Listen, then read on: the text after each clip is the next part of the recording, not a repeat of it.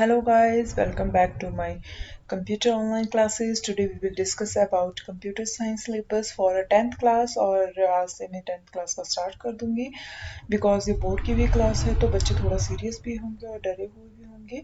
तो मैं आपका जो है ये पूरा सिलेबस कवर कर दूंगी और ये सिलेबस मैंने एचपी बोर्ड की वेबसाइट से मैंने डाउनलोड किया है। साथ ही मैंने दूसरा जो सिलेबस है जो आप बुक से फॉलो करते हैं वो भी मैंने क्या है उसको भी मैंने किसी बुक से फोटो क्लिक करके आपके पास लेकर आई हूँ। इसको भी मैं कंप्लीट करूंगी वन बाय वन और साथ में जो सिलेबस जो हमारा वेबसाइट में दिया हुआ है उसको भी मैं कंप्लीट करूंगी। तो डिस्कस करते हैं। इसमें डिजिटल लिटरेसी आएगी बट इसमें क्या होगा एडवांस में आएगा आपको। जैसे कि हमारे पास क्या है ये आउटपुट डिवाइसेस है प्रोजेक्टर, तो क्या हम कैसे किसी प्रोजेक्टर को हैंडल कर सकते हैं इसमें हम ये बताएंगे। डिजिटल स्क्रीन कौन कौन से होते हैं, जैसे एलईडी यानी कि स्क्रीन जैसे हमारे कंप्यूटर की होगी या फिर आपकी एलसीडी होगी, है ना। कौन कौन सी ये जो प्लाज्मा हो गया ये कौन से, ये सारे हम क्या है डिस्कस करेंगे। नेक्स्ट आएगा network and internet concept. Okay, ये बहुत ज़रूरी है आपको समझना क्योंकि आगे किसी भी लाइन में आप जाओगे तो बहुत ज़रूरी है। लैन मैन वैन पैन ये सारे हैं पर्सनल एरिया नेटवर्क, यानी कि ये जितने भी नेटवर्क्स है उसकी classifications, difference of a network, introductions to the internet, history of internet, types of web browsers.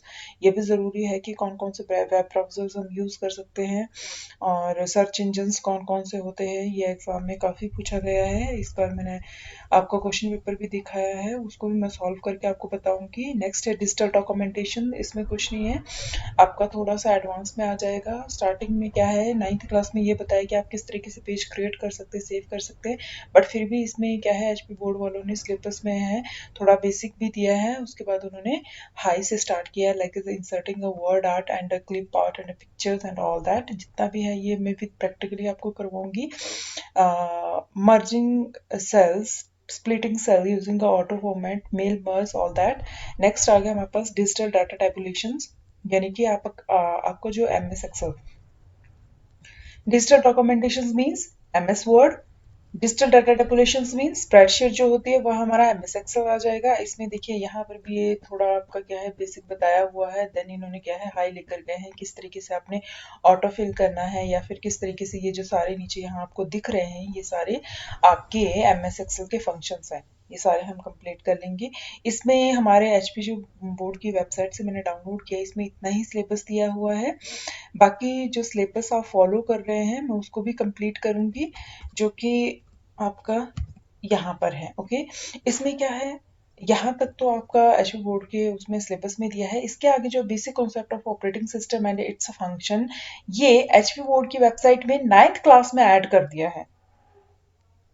Basic concept operating system and its function introductions, यानी कि जहां से मैंने पेंसिल से ये मार्क किया है अप टू दी हियर, यानी कि जो आपकी क्या है विंडो एसेसरीज है, इसके ऊपर मैंने वीडियोस भी बना ली है और ये ज़्यादा हाई नहीं है, बहुत सिंपल है कि किस तरीके से आपका डेस्कटॉप क्या है और क्या क्या आइकन्स होते हैं आपके डेस्कटॉप के ऊपर, operating system and it's functions, ये सारा मैंने यहाँ क्या है ये वीडियोस मैंने बना दी क्योंकि ये जो सिलेबस है ये इसमें ऐड किया है, ये 9th क्लास में ऐड किया है तो मैंने इसको वहीं पे ही कवर कर दिया है, जो कि मैं आपकी ये वीडियो जो है आपकी ही प्लेलिस्ट में ऐड कर दूंगी। डोंट वरी अबाउट दिस, ये सिंपल है आपका। ये जो नेक्स्ट है आपका introduction to internet and internet explorer and browsing internet, वो आपका दिया हुआ है इसमें वेबसाइट की सिलेबस में। एंड देन डिजिटल डॉक्यूमेंटेशन भी दिया है। लास्ट जो आपका आता है डिजिटल प्रेजेंटेशन, ये आपको उसमें शो नहीं हुआ है तो ये भी मैं आपको पूरा करवाऊंगी। Digital presentation means your power point presentation की किस तरीके से आपने कोई एनिमेशंस वहाँ पे डालनी है पिक्चर्स में, या फिर आपने किस तरीके से साउंड्स इफेक्ट्स डालने हैं, टाइमिंग कैसे आप यूज़ कर सकते हैं, यानी कि ये सारी चीज़ है। अनग्रुपिंग ग्रुपिंग ये बहुत ज़रूरी है क्योंकि जब आप मैथ्स का कुछ भी रिप्रेजेंट करते हैं तो क्या है उसमें जितने भी हम इमेजेस बनाते हैं या फिर हम कितने उसमें बहुत सारे हम शेप्स यूज करते हैं तो क्या उनको ग्रुप करना बहुत ज़रूरी होता है उन पिक्चर्स को, दैट इज़ वेरी इंपॉर्टेंट। तो जितने भी आपके ये फंक्शंस है ये भी बहुत ज़रूरी है, ये भी आपको आने चाहिए अगर आपने बेसिक क्लर्क का काम करना है या फिर कहीं पे भी अपना सिंपल काम करना है तो क्या है आपको ये सारे फंक्शंस आने चाहिए डिजिटल टैबुलेशन में, यानी कि आपके एम एस एक्सेल में। That is all about your syllabus and next video में मैं आपको फर्स्ट जो आपका अपलोडर है एंड एक दो टॉपिक है वो कवर करूँगी, और साथ में ही जितना मैंने कवर कर लिया है वो भी मैं आपकी प्ले लिस्ट में, यूट्यूब में जाके आपने प्ले लिस्ट सर्च करना होता है, उसमें मैंने 9th क्लास के लिए अलग से बनाया है, 10th क्लास के लिए अलग से बनाऊंगी प्ले लिस्ट, ताकि आप कंफ्यूज ना हो कि कौन सी वीडियो किसके लिए बनाई है। तो मैं यही कहना चाहती हूँ कि सब्सक्राइब करना ना भूलें, और बच्चों के साथ इसे, अपने फ्रेंड्स के साथ इसे शेयर करना ना भूलें।